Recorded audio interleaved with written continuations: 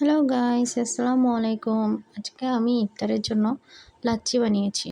লাচ্ছি বানানোর জন্য আমি প্রাণ কোম্পানির যে টক দইটা আছে সেখান থেকে 1 কাপ পরিমাণ টক দই নিয়ে ভালো মতো ফেটিয়ে নিয়েছি।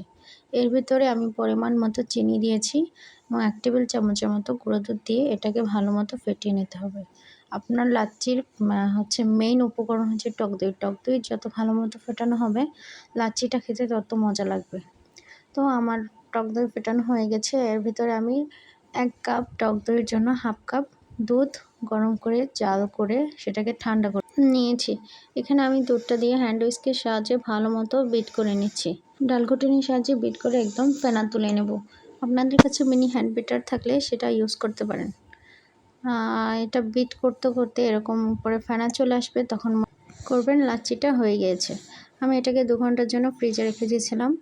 আমি বরফ কুচি ইউজ করি না, বরফ থেকে যে পানিটা ছেড়ে দেয় সেটার জন্য যে কোনো খাবারের টেস্ট নষ্ট হয়ে যায়, একটু পাংশুটে টাইপ লাগে। এবার আমি লাচ্ছিটা একটা গ্লাসে পরিবেশন করে নিচ্ছি। আমার লাচ্ছি রেডি, ঠান্ডা ঠান্ডা লাচ্ছি। আপনাদের যদি ভিডিওটি ভালো লাগে তাহলে অবশ্যই লাইক, কমেন্ট এবং শেয়ার করবেন।